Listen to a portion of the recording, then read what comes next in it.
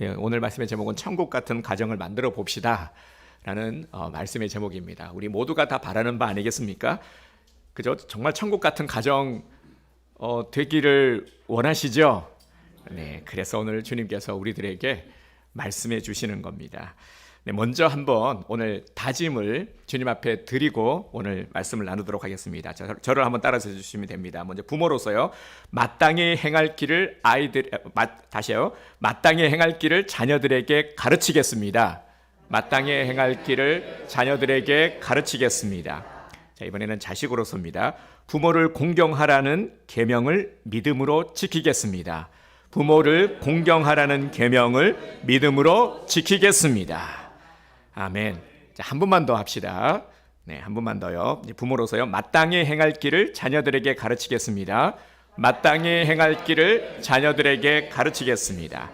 자식으로서 부모를 공경하라는 계명을 믿음으로 지키겠습니다. 부모를 공경하라는 계명을 믿음으로 지키겠습니다. 아멘. 사실 이 두 가지의 말씀이, 이 말씀을 지킴이 복의 비결입니다. 우리 온드림 교회 우리 모든 가정들이 복의 통로가 되는 믿음의 가정 되기를 주님의 이름으로 축복합니다. 네, 특별히 오늘 어버이 주일을 맞았어요. 어버이 되시는 우리 대부분의 우리 성도님들이 다 우리 자녀를 둔 어버이가 되시는데, 어버이 되시는 우리 성도님들을 축복합니다. 그래서 우리 옆에 분들을 우리 축복하겠습니다. 주님의 이름으로 사랑하며 축복합니다. 주님의 이름으로 축복합니다. 네, 조금 간지럽기는 한데 당신이 있어 행복합니다. 네, 당신이 있어 행복합니다. 네, 우리 황 지사님이 안 하신 것 같은데. 네, 네, 마음으로, 그죠? 네, 우리 남자들은 그러잖아요. 꼭 그걸 말로 해야 하나? 네, 근데 말로 해야 알아요. 네, 마음은 압니다. 자, 여러분, 요즘 어떤 고민들이 있으십니까? 되게 보면은, 와, 저분은 진짜 고민 없을 것 같아. 항상 얼굴이 밝은데, 그래도 알고 보면요, 다 고민이 있고, 정말 화목한 가정처럼 보이지만, 또 들여다보면 문제 없는 가정 없습니다. 다 보면은요, 가정마다 예나 지금이나 똑같습니다. 우리, 이제 좀 장성한 시집 장가 다 보낸 그런 부모님들도 계실 거고요. 아직 자녀들이 어린 우리 부모님들도 계실 텐데, 예나 지금이나 보면은요, 똑같습니다. 고민하는 거 보면은 어떤 경제적인 문제, 그리고 자녀들 문제, 옛날에 고민했던 걸 우리 자녀들이 또 고민하고 있고 똑같죠. 네, 계속 반복되는 모습입니다. 이런 고민들, 뭐 또 보면은 고민할 것들 얼마나 많습니까? 그러다 보면 계속해서 우리 골머리를 앓는다 그러잖아요. 그러면 소화도 잘 안 되고요, 기분도 좋지 않습니다. 근데 요즘 보면 이 환경들이 좋지 않아요. 불면증 때문에 고생하시는 분들이 정말 많으신데, 저도 종종 듣게 되는 말이, 우리 성도님들도 이 커피를 마시잖아요. 그런데 커피를 좀 부담스러워 하시는 거예요. 이제 어떤 분은 그래요. 분명히 디카페인을 마셨는데도 잠이 안 온다는 거죠, 밤에. 그래서 제가 그런 말씀을 드렸어요. 디카페인도 카페인이 전혀 없는 건 아닙니다. 맞거든요. 전혀 없는 건 아니에요. 단지 작다라는 거. 근데 보면은 디카페인인 줄 알고 줬는데 디카페인이 아니었던 것들, 네, 이런 것들도 있죠. 그 티가 안 나니까 잘 모릅니다. 네, 커피를 좋아하는 저도요, 커피를 많이 마신 날은 잠이 잘 안 오긴 하더라고요. 근데 커피 때문만이 아니라 보면은 요즘은 밤에도 나가보면 훤합니다. 빛이 훤해요. 네, 어딜 가도, 그죠? 조명이 훤합니다. 그리고 또 시끄러워요. 아이들이 밤 늦게까지 떠들기도 하고요. 아주 시끄럽습니다. 차들도 쌩쌩 달리고, 그리고 스트레스와 불안, 염려, 이런 것들이 우리의 잠을 방해하죠. 그런데 우리의 잠을 방해하는 결정적인 친구가 있어요. 누굴까요? 스마트폰입니다. 네, 제가 기사를 보니까 스마트폰이 우리 숙면을 방해하는 제 1번이라고 합니다. 그래서 잠자기 전에는 절대 스마트폰 보지 마세요 라고 경고를 하고 있는데, 우리는 보죠. 네, 자기 전에 일단 스마트폰을 한번 보고 점검하고, 그리고 그러지 말라라는 겁니다. 그게 뭐 여러 가지로 우리 숙면을 방해한다라는 겁니다. 제가 이런 말씀을 드리는 게, 이 불면증 때문에 잠을 잘 자지 못해서 하소연하시는 분들이 정말 많기 때문입니다. 잠을 잘 못 자니까요. 눈이 충혈도 되고 삶의 질도 떨어지고 활력이 없는 겁니다. 피곤하니까요. 특히 코로나 이후에 이 불면증 환자들이 많이 늘어났다고 합니다. 아무리 좋은 보약을 먹어도 잠을 못 자면 소용없는 것 아니겠습니까? 그래도 우리 교회요. 정말 감사한 것이 이 교회에 와서 이 잠을 잘 주무시는 분들이 계시는데 얼마나 감사합니까? 하나님이 치유하고 계시는 줄 믿습니다. 불면증은 육체뿐 아니라 정신 건강에도 아주 지대한 영향을 주기 때문에 우울증으로 가는 초기 단계가 되기도 합니다. 하지만 우리 현대인들을 잠 못 들게 하는 또 중요한 심각한 그런 문제가 있죠. 바로 가정의 문제입니다. 가정에서 가족 간 서로에 대한 신뢰를 유지하며 이 건강한 가정을 세워 나가는 것이 참 점점 더 어려워지고 있죠. 가정이 흔들리고 해체되는 이 탈가족화 현상이 점점 더 가속화되고 있습니다. 최근 우리나라에도 보면요, 황혼 이혼을 넘어서 졸혼이라는 그런 말들이 이제 여기저기서 들려지기 시작했습니다. 우리나라에서는 사실 우리나라 정서에서는 좀 생소한 그런 단어인 것이죠. 통계 자료에 따르면 2025년 기준 혼인 지속 기간이 30년 이상인 부부의 이혼 비중이 17.7%라고 합니다. 이게 상당히 높은 거죠. 전체 이혼 사유 중 가장 높은 비율을 차지하고 있다고 합니다. 결혼을 졸업한다라는 뜻이 졸혼이거든요. 혼인 관계는 유지하되 서로의 삶에 간섭하지 않고 독립적으로 살아가는 것을 말합니다. 이러하면은 물론 대중적인 문화의 영향도 있죠.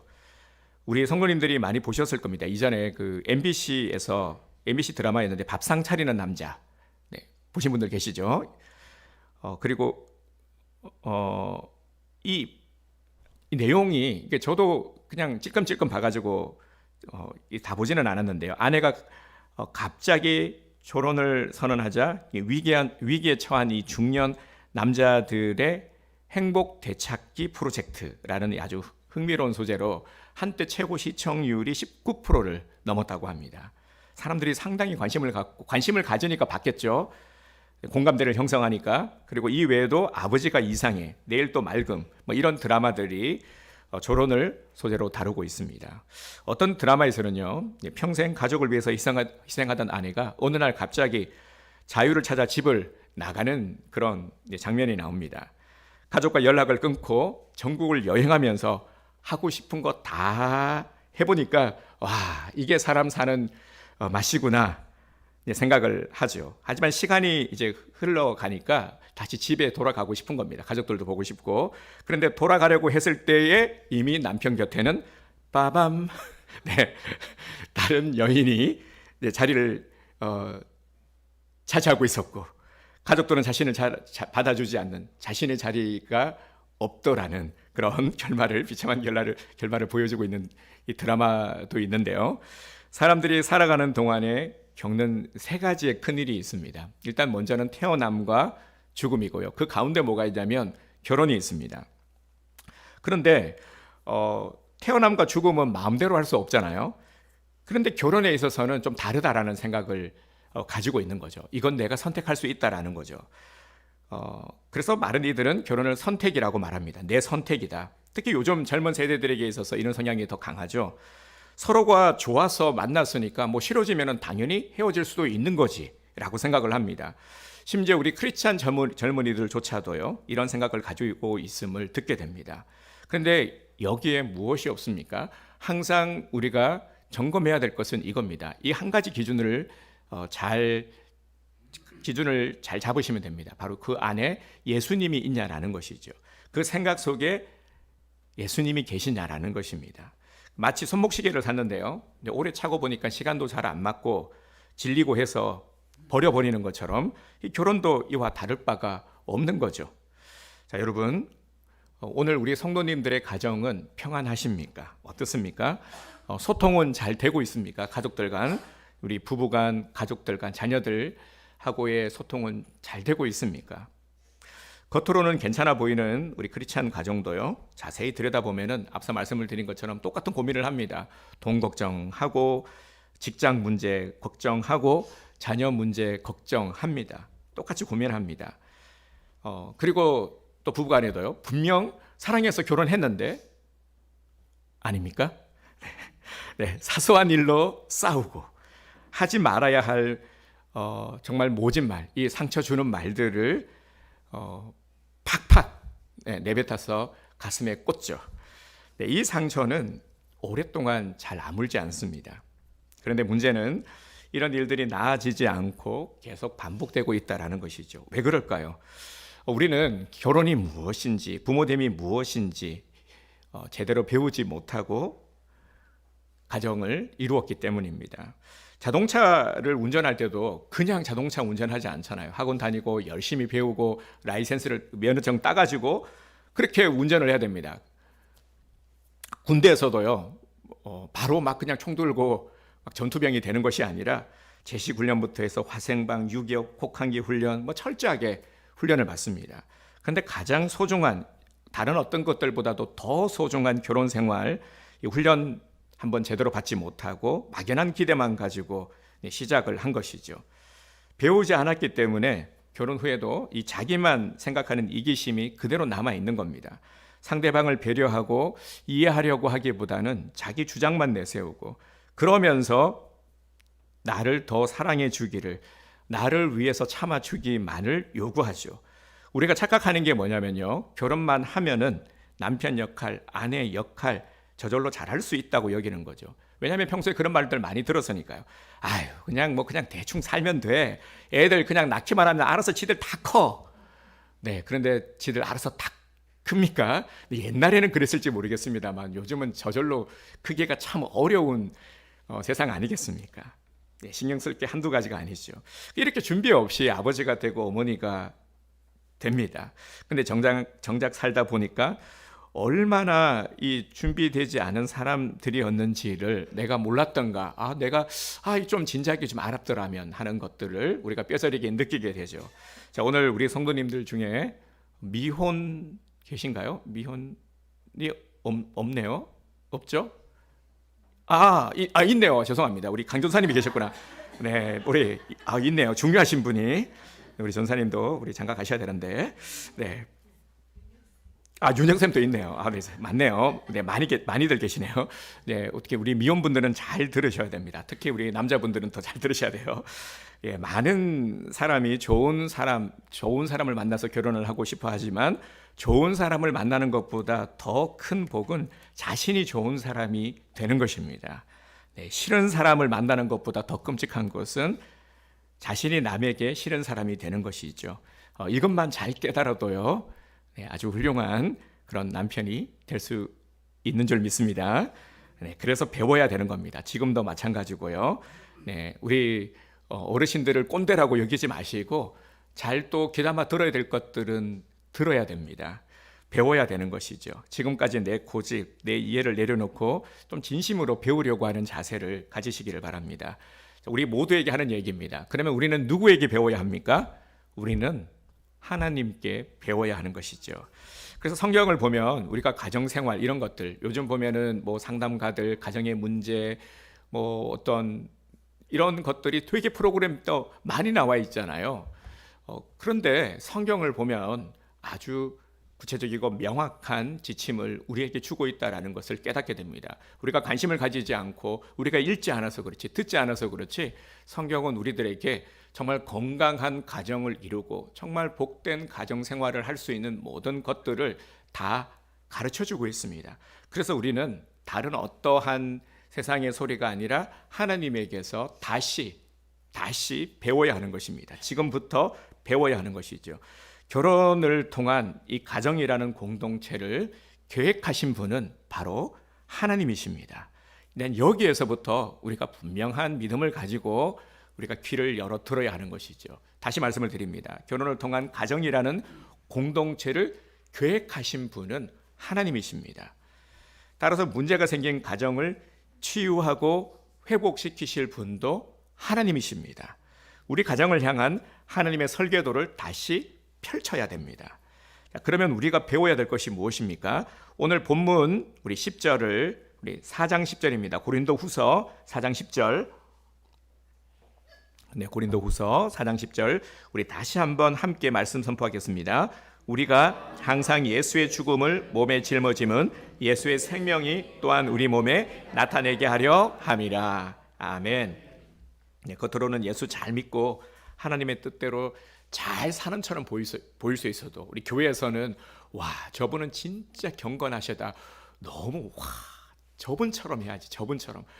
네, 그러더라도요. 네, 가족에게는 숨길 수가 없는 거죠. 겉으로는 경건해 보이고 참 인품이 훌륭해 보일 수 있지만 가정에 들어가면 적나라한 모습이 다 가족들에게는 보입니다. 목회자에게도 마찬가지죠. 그래서 우리 목회자들 사이에서는 이런 말을 합니다. 성도들이 말씀의 은혜를 받느냐 안 받느냐의 척도는 사모님이 은혜를 받느냐 안 받느냐. 말씀을 잘 듣고 은혜를 받으면은 진짜 사모님이 팔짱 끼고 전혀 안 듣고 있으면 그거는 가짜. 네, 그래서 이정 사모님을 잘 보면 알 수가 있어요. 야, 이대 목사가 집에서 개판이구나. 아니면은 집에서도 잘하는구나. 네, 아주 중요한 척도가 된다라는 거죠. 그러니까 가정에서는 숨길 수가 없는 겁니다. 그래서 제가 바짝 긴장을 하고 있어요. 요즘 아주 긴장을 하고 있습니다. 네, 내가 정말 예수님을 믿는지, 주님이 우리 가정에 역사하고 계시는지를 점검해 보시길 바랍니다. 가정에서 나의 모습은 어떻습니까? 많은 이들이 교회를 다녀, 나는 교회 다녀, 내 종교는 자신 있게 기독교, 나는 교회 다니는 사람이라고 말하지만 정말 제대로 믿느냐, 리얼 크리스찬이냐, 여기에 있어서는 주저하죠. 답을 흐립니다. 십자가 복음의 비밀이 무엇입니까? 내 안에 예수의 생명이 나타나는 겁니다. 예수의 흔적이 보여야 되는 것이죠. 그러기 위해서요, 내가 십자가에 죽어야 하는 것입니다. 이제는 내가 사는 것이 아니라 내 안에 그리스도가 사시는 것, 이것이 복음의 핵심입니다. 우리 14절도 함께 말씀 선포하겠습니다. 주 예수를 다시 살리시니가 예수와 함께 우리도 다시 살리사 너희와 함께 그 앞에 서게 하실 줄을 아노라. 아멘. 예수를 믿고 산다라는 것은 예수님과 함께 나는 죽고 예수님으로 살게 되었다라는 사실을 말하는 겁니다. 이 말씀처럼 예수님과 함께 나도 죽고 예수님으로 다시 살게 될 때 인생은 바뀌지 않을 수가 없는 겁니다. 예수님을 믿고 변화된 삶을 가장 먼저 경험하는 곳이 바로 가정입니다. 가정에서는 나의 변화된 모습이 그대로 드러나죠. 절대 숨길 수 없는 곳이 가정이지 않습니까? 그래서 예수를 믿는 가장 놀라운 증거는 가정에서 나타나게 되어 있고 가정에서 나타나야 진짜 예수를 믿는다 말할 수 있는 것입니다. 나는 죽고 예수로 사는 이 십자가 복음, 이것이 가장 필요한 곳이 가정이고 또 부부 사이인 것입니다. 내 안에 계신 주님이 부부 관계에 아무런 영향을 주지 못한다면은 그것은 제대로 믿는 것이 아닌 것이죠. 교회에서는 신앙생활 잘하는데 집에만 가면은 신앙인이 아니라 일반인이 되어버린다라면은 그건 신앙생활을 제대로 하고 있는 것이 아니죠. 주님과 철저히 하나 된 사람은 또한 상대방에게 행복을 먼저 요구하지 말아야 하는 것입니다. 가정을 회복시키기 위해서 배우자나 자녀들을 변화시켜 주세요. 우리 그렇게 기도하잖아요. 우리 가정을 변화시켜 주세요. 제발 이 인간 좀 변화시켜 주세요. 이 말 안 들어 처먹는 이 자녀들, 요놈들 좀 변화시켜 주세요. 인간 만들어 주세요. 네, 이렇게 기도를 하는데요. 기도하기 전에 이렇게 기도하지 마시라라는 것은 아니고요. 그 전에 먼저 기도해야 될 것이 있다는 거예요. 중요한 기도 제목. 그 선포가 뭐냐면 바로 한번 저를 따라서 해주시기 바랍니다. 나는 죽었습니다. 이제 예수님이 내 생명이십니다. 나는 죽었습니다. 이제 예수님이 내 생명이십니다. 네, 이걸 먼저 선포하라는 것입니다. 먼저 내가 죽어야 한다는 것입니다. 이 사실을 가정 안에서 먼저 분명하게 고백해야 되는 것. 이것을 하나님께서는 오늘 우리들에게, 우리 부모된 우리 성도님들에게 요구하고 계십니다. 하나님은 우리 가정이 회복되기를 원하십니다. 그런데 우리 가정 왜 회복되지 못하는 문제들을 안고 있을까요? 세 가지의 이유가 있습니다. 먼저는 예수를 믿는다라는 것이 무엇인지 분명히 알지 못하기 때문인 것이죠. 단순히 죄사함 받는 것을 넘어서 죄짓게 만드는 나의 본성, 내 안에 보면은 탐욕의 마음도 있고 자꾸 나를 주장하려고 하는 자아, 옛사람 이런 것들이 있죠. 나의 이런 본성들, 이것이 십자가에서 예수님과 함께 이미 죽었음을 우리가 믿는 것입니다. 그래서 이제 우리 마음에 오셔서 우리의 생명이시요 우리의 주인 되신 예수님으로 인해서 변화된 삶을 살아가게 되었다라는 것이죠. 이 비밀을 깨달으면 분명히 내 안에 변화가 일어나고 내 삶이 달라집니다. 겉으로만 믿으면은 변하지 않지만 제대로 믿게 되면은 변해야 된다, 말아야 된다 필요 없이 변할 수밖에 없는 거죠. 내 마음이 이미 새로워졌기 때문에, 가치관이 달라졌기 때문에 변할 수밖에 없는 것이죠. 저의 이 동서, 우리 처제 남편이 한 번은 제게 이런 말을 하는 겁니다. 처제가 밖에서는 사람들에게 매너가 너무 좋고 너무 잘한다라는 겁니다. 공무원인데요, 끝내준다라는 거예요. 관계 너무 잘한다라는 거예요. 그런데 집에만 오면은 자기를 대할 때는 핍박과 무시와 불친절의 극치를 보인다라는 겁니다. 그래서 보고 형님도 그래요? 정말 저 힘들어요. 저한테 이제 하소연을 하는 겁니다. 그래서 섭섭하다라는 거예요. 처제가 밖에서 사람들 대하듯이 자기도 좀 잘 존중하면서 잘해줬으면 좋겠는데 그렇지 않다라는 거예요. 네, 사실 이런 경우 참 많지 않습니까? 그 반대되는 경우도 있고 말이죠. 왜냐하면 사회생활 가운데 맺는 관계는 이익과 직결이 됩니다. 그렇기 때문에 밖에서 만나는 사람들한테는 또 함부로 대할 수 없는 거죠. 잘하려고 하고 또 인정받으려고 하지 않습니까? 근데 그만큼 가정에서 배우자나 자녀들에게도 신경을 써서 잘하고 계십니까? 자, 이 물음에도 우리가 선뜻 대답하기가 쉽지 않죠. 왜냐하면 우리는 지금까지 그러지 못했기 때문에요. 또 어떤 분이요, 이제 이 비슷한 얘기를 하다가 한 남자 집사님이 그런 말씀을 하시더라고요. 목사님, 집에서까지 그러면 저 죽어요. 집에서는 그냥 좀 편하게 쉬고 싶어요. 집에서도 신경 쓰고 그러면은 저 정말 죽습니다. 그런 얘기를 하는 거예요. 이런 마음의 소리들이 지금도 좀 들리는 것 같은데요. 그래서 우리는 말씀을 잘 들어야 됩니다. 조금 넘어설 필요가 있는 것 같아요. 네, 그렇지 않기 때문에 가정이 더 힘들다라는 거. 그래서 결국 우리가 잘못된 어떤 지식과 잘못된 가치관 때문에 당장은 내가 편하려고 했던 것들이, 그리고 배려하지 않은 것들이 시간이 지나고 나면은 이게 후회가 되게 되거든요. 결국에는 문제가 생기고 그러면 후회를 하게 되고 또 돌이키기에는 너무 늦어버린 그런 안타까운 것들을 우리는 경험하게 됩니다. 교회에서도 마찬가지죠. 믿음 좋고 신앙생활 잘해 보이지만 가정에서는 정작 예수님이 계시지 않는다면은 그래서 문제가 되는 겁니다. 기준을 잡으라고 했죠. 예수님이 계시냐, 그 생각 속에 예수님이 계시냐, 우리 가정에 예수님이 계시냐, 이렇게 예수님을 기준으로 잡으시면 됩니다. 가족들에게도 인정을 받고 가정 안에서도 변화가 일어나야 예수님을 제대로 믿는 행복한 가정이 되는 겁니다. 행복한 가정이 돼야 내가 편한 거예요. 그래야 가정이 지옥이 아니라 편안하고 집에 와도 편안할 수가 있고 화목함에서 주는 그러한 또 기쁨과 감사가 있는 것이죠. 자, 두 번째로 우리 가정이 회복되지 못하는 것은요, 내가 죽었다라는 사실을 인정하지 않으려고 하기 때문입니다. 많은 성도가 내가 죽어야 되나? 아니, 내가 죽으면은 나는 뭐야? 그러면은 내 꿈, 내 계획, 내가 하고 싶은 것, 이런 것들은 다 그러면은 날아가는 건가? 이거는 억울한 거지. 내가 손해보는 거지. 이런 생각을 합니다. 그래서 이 말씀을 잘 받아들이지 못합니다. 실제 예배를 드리면서도요, 내가 죽는다라는 것에 대해서 좀 거부감을 가지시는 분들이 들어 계십니다. 그런데 내가 죽었다라는 고백을 하지 못하면 예수님은 우리 가정에 언제까지나 손님일 뿐입니다. 우리 가정에 예수님이 주인이 되셔야 되는데 예수님이 주인의 자리에 앉지 못하고 언제나 구석, 저기 손님으로만 계시는 거죠.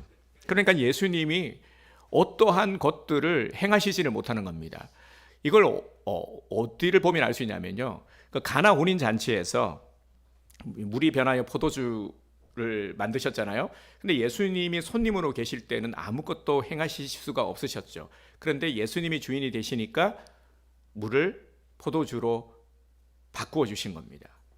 예수님이 내 인생의 운전대를 잡아야 비로소 기적이 일어나는 것이죠. 어떤 사람은 죽는 것이 너무 힘들다라고 말합니다. 자기 노력으로 죽으려고 하니까 힘든 것이죠. 하나님이 다 이루어 놓으신 것을 우리더러 믿기만 하라 말씀하셨습니다.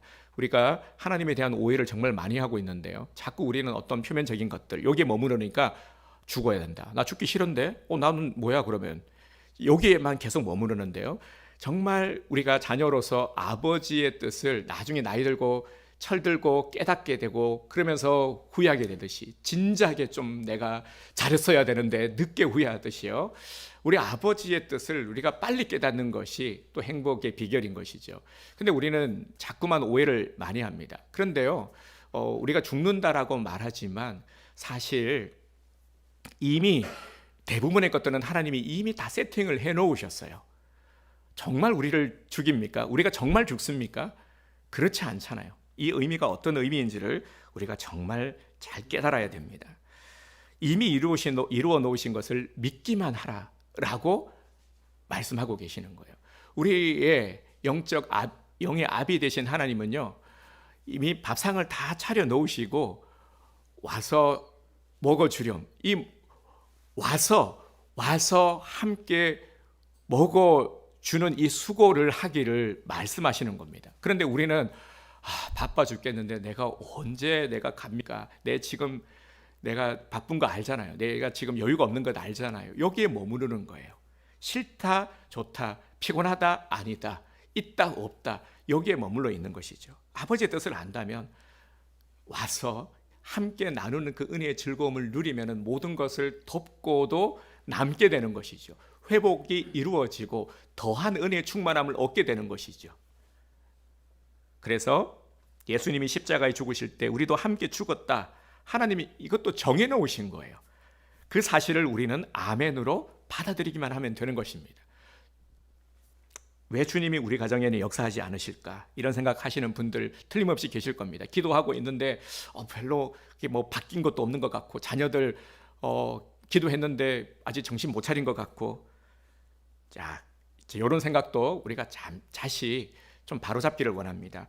왜냐하면 주님이 우리에게 원하시는 일이 있다라는 것이죠. 먼저는요, 우리에게 요구하시는 것이 나의 죽음을 보여달라라는 것입니다. 가정 안에서 주님이 일하시려면은 먼저 내가 죽어야 하는 것이죠. 내가 죽어야 주님이 일하실 수 있기 때문입니다. 우리 가정에서 살아 역사하실 수가 있기 때문이죠. 내가 죽지 못하면 계속해서 나의 어떤 의지, 나의 생각, 내 자아, 내 주장, 이런 것들 때문에 주님이 일하실 수가 없는 겁니다. 주님이 기적을 일으킬 수가 없는 것이죠. 왜냐하면 자꾸 내가 하고 있으니까요. 내가 내 생각대로 움직이고 있으니까요. 내 생각대로 자녀들에게 말하고 있고, 내 생각, 내 욕심을 말하고 있고, 때로는 나무라기도 하고 계속 내 생각을, 내가 원하는 바를 강요하고 있기 때문이죠. 세 번째로요, 우리 가정이 회복되지 못하는 것은 하나님의 말씀을 자기 중심으로 해석하기 때문입니다. 우리가 이제 이런 것들이죠. 그 아내는 남편에게 순종하라, 남편은 아내를 내 몸과 같이 사랑하라라는 이 말씀이 있는데, 이 말씀을 마치 공격력 무기로 사용하는 거죠. 그거 봐, 이거 순종하라고 했잖아. 아내는 남편에게 순종하라고 했는데 너는 왜 이렇게 순종을 안 하는 거냐? 순종을 안 해. 그게 다 믿음이 없어서 그런 거야. 네, 그래서 내가 죽어야 된다는 겁니다. 죽어야지, 이런 말이 안 나오는 거죠. 내가 죽지 않으면요, 하나님이 주신 축복의 말씀도 싸움거리가 되는 겁니다. 갑자기 그 재미난 게 하나 떠올랐어요. 사투리 유머로요. 나는 당신을 사랑합니다를 경상도 사투리로 뭐라고 하는지 아십니까? 나가 뒤집보라. 이게 상당히 강력하죠. 사랑한다라는 거예요. 나가 뒤집보라. 이거 누가 되게 많이 하시는 건데, 나가 뒤집보라. 우리 유영숙 사모님 제일 많이. 나가 뒤집보라. 이거 사랑한다라는 거거든요. 전라도는 아따 참말로 거시기 하단께. 이게 사랑한다라는 거. 거시기가 뭐 거의 맞는 말들아. 거시기가 다 그죠? 거시기에 붙이면 다 되더라고요. 네, 거시기 하단계. 네. 가정은 나를 비추는 거울입니다. 그 배우자의 단점을 보기 전에 거울을 통해서 나의 추한 모습을 먼저 봐야 됩니다. 저도 거울에 서기까지 시간이 많이 걸렸던 것 같습니다. 나를 보지 않고 남 탓만 하면은 계속 평행선을 달리게 되죠. 도저히 문제는 해결되지 않습니다. 우리 길선주 목사님 아시죠? 길선주 목사님의 간증이 정말 많은데요. 이 길선주 목사님도 진짜 우리 한국 초대 교회의 선구자 같은 아주 유명한 그런 분이신데도 보면은 이 자녀들은 다 또 그렇지 않은 것 같아요. 아버지는 정말 훌륭한데 자녀들은 그렇지 못했습니다. 그래서 이 길선주 목사님 아들 중에는요, 술주정뱅이 망나니 아들이 있었습니다.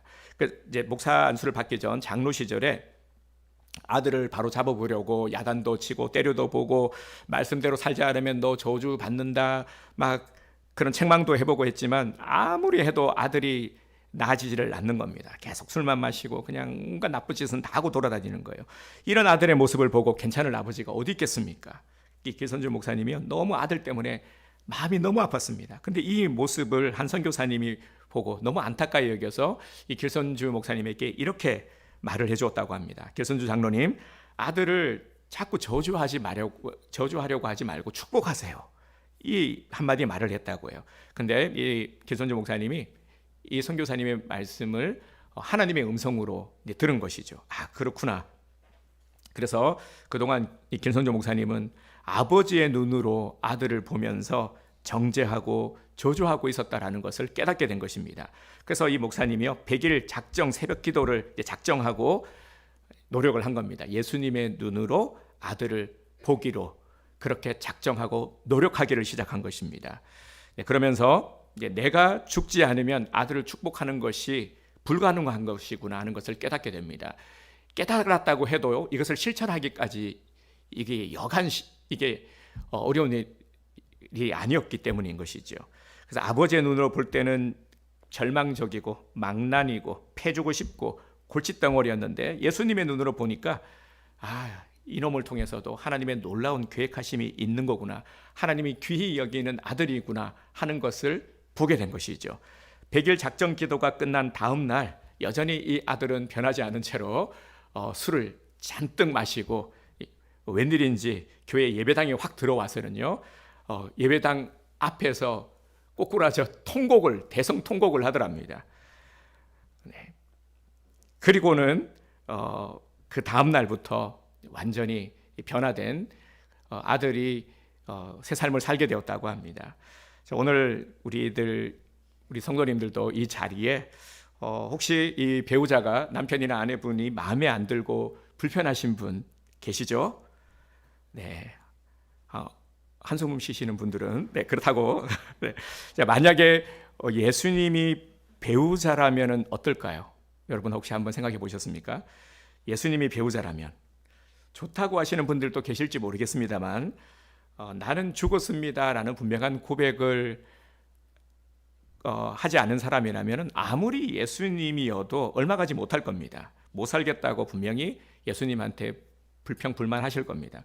이걸 뭘 보면 더 알 수 있냐면요, 그 이스라엘 백성들이 그러지 않았습니까? 이스라엘 백성들도 그 좋으신 하나님을 향해서 불평불만하다가 결국 1세대들은 광야에서 다 죽었습니다. 부모님이 배우자가 예수님이어도 우리 부모님이 예수님이어도 마찬가지라는 것이죠. 여러분, 진정 가정의 변화를 원한다라면은 오늘부터 내 기도를 좀 바꾸시기를 바랍니다. 하나님, 우리 가정을 변화시켜 주세요. 저 인간 변화시켜 주세요. 저 자식들을 변화시켜 주세요. 저 부모만 모르는 철부지 좀 변화시켜 주세요. 이렇게 기도하지 마시고요. 이 기도를 먼저 하지 마시고 다시 따라서 하겠습니다. 주님, 저는 죽었습니다. 이제는 예수님이 저를 통해 역사해 주세요. 이제는 예수님이 저를 통해 역사해 주세요. 저를 통해 배우자를 만나 주시고, 우리 아이들을 만나 주세요. 저를 사용해 주세요. 아멘. 가족들을 변화시키려고 애쓰기 전에 내가 먼저 변화되기를 기도해야 됩니다. 성경은 이것을 우리들에게 가르쳐주고 있습니다. 그리고 우리 가정 안에서 분명히 선포하십시오. 나는 죽었고 이제 예수님이 나의 생명이시다. 나는 죽었고 이제 예수님이 나의 생명이시다.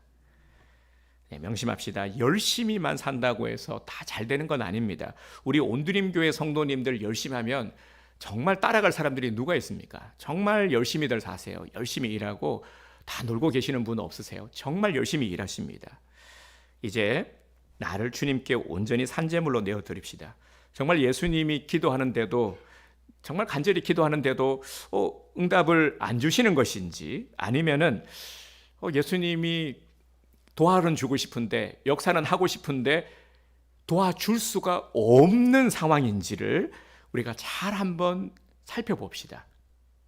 나는 죽고 예수로 사는 복음을 주님이 주신 것, 우리들에게 주신 것은 정말 엄청난 복입니다.